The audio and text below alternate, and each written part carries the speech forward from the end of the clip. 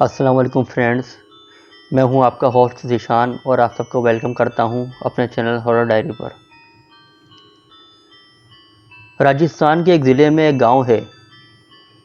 یہ گاؤں تقریباً 250 سال پرانا بتایا جاتا ہے۔ اس گاؤں کا نام پلبھاتا ہے۔ پہلے یہ گاؤں دوسرے گاؤں کی طرح خوشحال ہوا کرتا تھا، لیکن پھر سن 1800 کے زمانے میں اس گاؤں میں ایک کالو نام کی ایک چڑیل کی آمد ہوئی اور پھر گاؤں کے لوگوں کو ڈر و خوف نے گھیر لیا۔ لوگوں نے مغرب ہوتے ہی اپنے گھروں سے باہر آنا بند کر دیا اور سب ڈرے سہمے رہنے لگے۔ کہتے ہیں یہ چڑیل خود کو جوان رکھنے کے لیے جوان لڑکیوں کی بلی دیا کرتی تھی، اور اس طرح گاؤں کی لڑکیاں ایک ایک کر کے غائب ہونے لگیں۔ گاؤں کے لوگوں نے اس زمانے میں کسی تانترک کو بلا کر اس چڑیل کو راجستھان کی ریت میں دفنا دیا۔ ایسا کرنے کے بعد انہیں لگا کہ ان کی جان اب اس چڑیل سے چھوٹ گئی ہے، لیکن کچھ عرصے کے بعد کالو چڑیل کو پھر سے دیکھے جانے کی چرچا سامنے آئی، اور پھر اس کے بعد پلبھاتا گاؤں خالی اور سنسان ہو گیا، اور آج بھی لوگ اس گاؤں سے گزرنے سے ڈرتے ہیں۔ ایسے ہی کتنے مقامات اس دنیا میں آج بھی موجود ہیں جو آج بھی سنسان اور ویران پڑے ہیں۔ وہاں آباد ہونا تو دور کی بات، لوگ ایسے مقامات کے قریب سے گزرنے پر بھی خوف محسوس کرتے ہیں۔ میں کوشش کروں گا آپ لوگوں کو اس طرح کے مزید مقامات کے بارے میں بتاتا رہوں۔ میرے چینل ہارر ڈائری کے ساتھ جڑے رہنے کے لیے چینل کو سبسکرائب کرتے ہوئے بیل آئیکن پر بھی کلک کر لیں تاکہ اپلوڈ ہونے والی ہارر سٹوریز آپ کو بھی آسانی سے مل سکیں۔ خیر، آج جو واقعہ میں آپ کے ساتھ شیئر کرنے لگا ہوں یہ مجھے سری ناتھ نے انڈیا سے بھیجا ہے، تو چلیں آئے بڑھتے ہیں آج کے واقعے کی طرف۔ سری ناتھ کہتے ہیں وہ بنگلور کے رہنے والے ہیں۔ وہ کہتے ہیں کہ یہ اس وقت کی بات ہے جب وہ اسکول میں پڑھا کرتے تھے۔ وہ 9 گریڈ کے اسٹوڈنٹ تھے۔ وہ کہتے ہیں کہ انہیں کرکٹ کھیلنے کا بہت شوق تھا، اس لیے روزانہ اسکول سے آتے ہی وہ کرکٹ کھیلنے کے لیے قریبی گراؤنڈ میں چلے جایا کرتے تھے جہاں ان کے دوست پہلے سے موجود ہوا کرتے تھے۔ سری ناتھ کہتے ہیں اس دور میں موبائل فون نہیں ہوا کرتے تھے اور نہ ہی ٹیلی فون اتنا عام تھا، اس لیے اس زمانے میں ایک دوسرے کی خیریت لینے کے لیے ان کے گھر جانا پڑتا تھا یا پھر خطوط بھیجے جاتے تھے۔ وہ اس دن کو یاد کرتے ہوئے بتاتے ہیں کہ اس دن جب میں اسکول سے گھر آیا تو میری ماما نے مجھ سے کہا کہ میں کچھ سامان لینے کے لیے بازار جا رہی ہوں، اس لیے جب تک میں واپس نہیں آ جاتی تم نے باہر نہیں جانا ہے۔ مجھے ان کی بات سن کر کافی غصہ آیا کیونکہ مجھے کرکٹ کھیلنے جانا تھا، لیکن خیر میں چپ کر کے نہانے چلا گیا۔ ابھی مجھے نہاتے ہوئے تقریباً 10 منٹ ہی گزرے تھے کہ مجھے ایسا لگا کہ باہر دروازے پہ کسی نے دستک دی ہے۔ میں تھوڑی دیر تک دوبارہ دستک کی آواز سننے کے لیے دروازے کے ساتھ کان لگائے کھڑا رہا، لیکن جب دوبارہ کوئی دستک سنائی نہیں دی تو میں نے اسے اپنا وہم قرار دیا اور واپس نہانے میں مشغول ہو گیا۔ ابھی تھوڑی دیر مزید گزری تھی کہ مجھے دوبارہ سے دروازہ نوک ہونے کی آواز سنائی دی۔ اب کی بار دروازہ بہت زور زور سے کوئی پیٹے جا رہا تھا۔ ایسا لگتا تھا کہ جو بھی دروازے پر موجود ہے وہ بہت جلدی میں ہے۔ میں جلدی جلدی خود کو ٹاول میں لپیٹ کر باہر نکل آیا۔ دروازے پر مسلسل دستک ہو رہی تھی۔ اب مجھے بہت جھنجھلاہٹ ہو رہی تھی کیونکہ جو بھی دروازے پہ موجود تھا وہ بنا رکے دروازے پر دستک دیے جا رہا تھا۔ مجھے یہ لگا کہ شاید میری ماما واپس آ گئی ہیں، لیکن جب میں دروازے تک گیا اور دروازہ کھول کر دیکھا تو دور دور تک کوئی نہ تھا۔ اب یہ دیکھ کر مجھے کافی غصہ آیا۔ پھر میں دروازہ واپس بند کرتے ہوئے اپنے روم کی طرف بڑھا۔ میں یہ بتاتا چلوں کہ میرا روم جو ہے اوپری منزل پر تھا۔ اوپر جانے کے لیے زینے پہ جیسے ہی میں نے پہلا قدم رکھا، مجھے پھر سے دروازے پہ دستک سنائی دی۔ اب کی بار میں نے دروازہ نہیں کھولا اور سیدھا اپنے روم میں آ گیا اور پھر کپڑے چینج کرنے لگا۔ میں نے غور کیا تو پتہ چلا کہ دروازے پہ ہونے والی دستک اب تھم چکی ہے۔ میں اپنے آپ میں یہ سوچ رہا تھا کہ یقیناً یہ میرے دوست ہیں جو کہ میرے ساتھ پرینک کر رہے ہیں، کیونکہ آج میں کرکٹ کھیلنے نہیں گیا ہوں تو وہ مجھے یقیناً لینے کے لیے گھر آئے ہوں گے اور سوچا ہوگا کہ چلو آج اسے ڈراتے ہیں۔ یہ سوچتے سوچتے میں اپنے روم کی گیلری میں چلا گیا جہاں سے باہر کا منظر صاف دکھائی دیتا تھا، اور پھر گیلری سے چھپ کر آس پاس دیکھنے لگا۔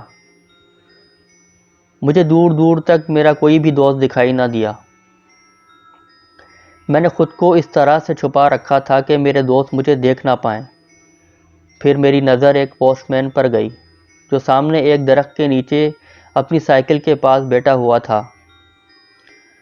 میں نے اس بات کا کوئی خاص نوٹس نہ لیا کیونکہ مجھے یہی لگا کہ شاید اس کی سائیکل کوئی خراب ہو گئی ہے جسے وہ بیٹھ کر ٹھیک کر رہا ہوگا۔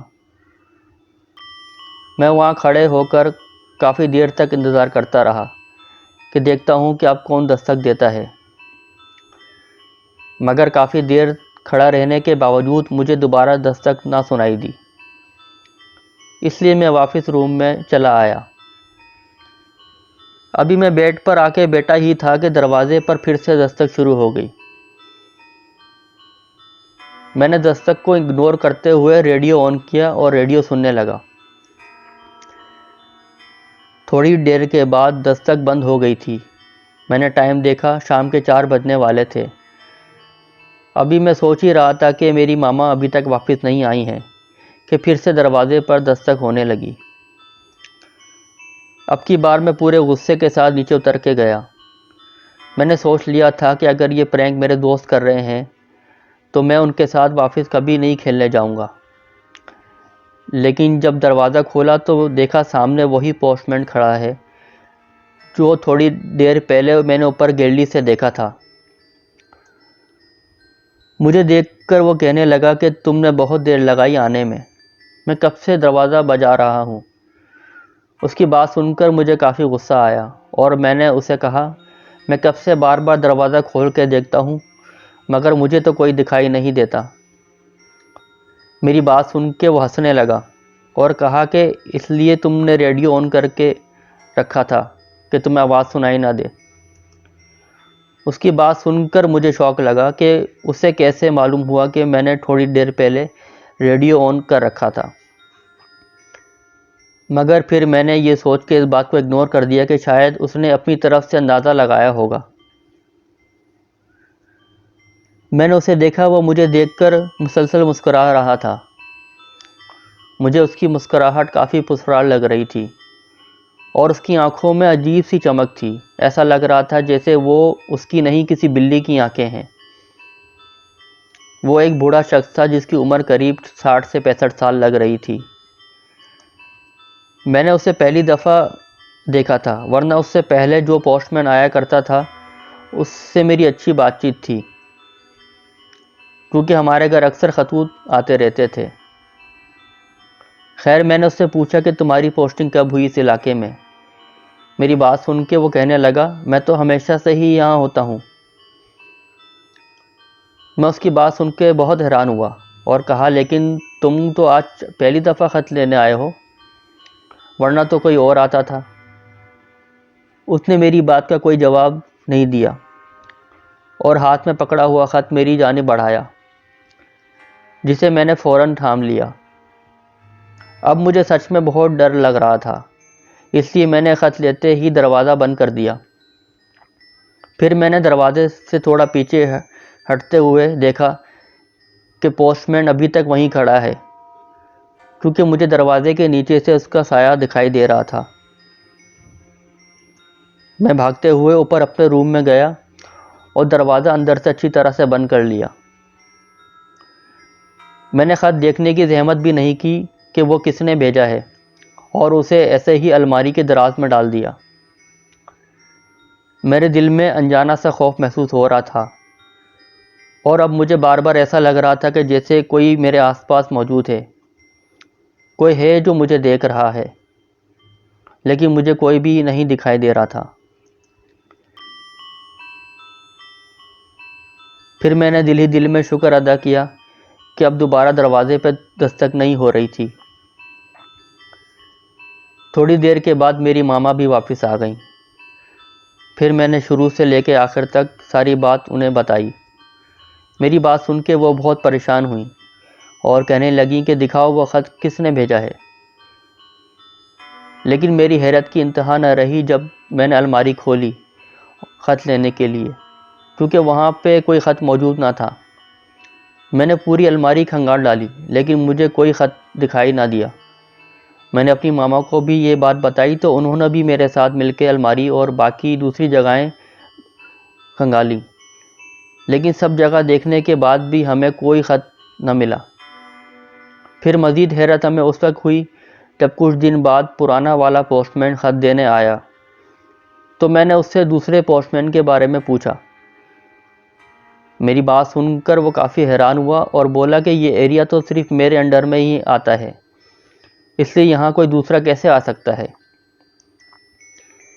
لیکن جب میں نے اسے دوسرے پوسٹ مین کا حلیہ بتایا تو وہ بہت گھبرا گیا اور کہنے لگا یہ ناممکن ہے۔ میں اس کی بات سن کے کافی حیران ہوا اور پوچھا کہ کیوں، کیا بات ہے۔ پہلے وہ میری بات سن کے ٹالنے لگا، لیکن جب میں نے اصرار کیا تو وہ کہنے لگا کہ جس حلیے کا پوسٹ مین میں بتا رہا ہوں وہ آج سے 10 سال پہلے اس علاقے میں ڈاک دینے آیا کرتا تھا، لیکن ساتھ اس نے یہ بتایا کہ اس پوسٹ مین کا تو کب کا دیہانت ہو چکا ہے۔ یہ کہتے ہوئے وہ چلا گیا اور میں سوچ میں پڑ گیا۔ میں آج بھی سوچتا ہوں کہ آخر وہ کون تھا۔ اگر وہ اس پوسٹ مین کی روح تھی تو وہ میرے پاس ہی کیوں آئی اور مجھے تنگ کیوں کیا۔ میرے یہ سارے سوال آج بھی ادھورے ہیں کیونکہ مجھے ان کا کوئی جواب کہیں سے نہ ملا۔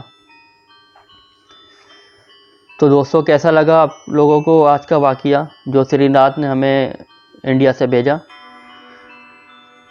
میں آپ دوستوں سے یہ کہوں گا کہ ہمارے نزدیک روح کا واپس آنے کا کوئی کانسیپٹ نہیں ہے۔ اصل میں یہ جو ہیں جنات ہی ہوتے ہیں جو مختلف روپ میں آ سکتے ہیں، کیونکہ اللہ تعالیٰ نے جنات کو یہ طاقت دی ہوئی ہے، یہ ان کی ایبیلٹی ہے کہ وہ کسی بھی روپ میں اپنے آپ کو چینج کر سکتے ہیں۔ اس وجہ سے ایسا ہوتا ہے کہ انہیں دیکھنے کے بعد ہمیں ایسا لگنے لگ جاتا ہے کہ وہ کسی مرے ہوئے انسان کی روح ہے، تو اس لیے ہم یہ کہنے لگ جاتے ہیں کہ فلاں بندے کی روح کو ہم نے دیکھا تھا، جبکہ اصل میں وہ جنات ہی ہوتے ہیں۔ خیر، آپ سب کے فیڈ بیک کا انتظار رہے گا، کمنٹس کر کے اپنے فیڈ بیک ضرور دیں، اور جو دوست اپنا واقعہ شیئر کرنا چاہتے ہیں وہ horrordiary90@gmail.com پر اپنا واقعہ ضرور بھیجیں۔ تو انشاءاللہ پھر حاضر ہوں گا کسی دوسرے واقعے کے ساتھ۔ جب تک اپنا سب خیال رکھیے گا۔ فی امان اللہ۔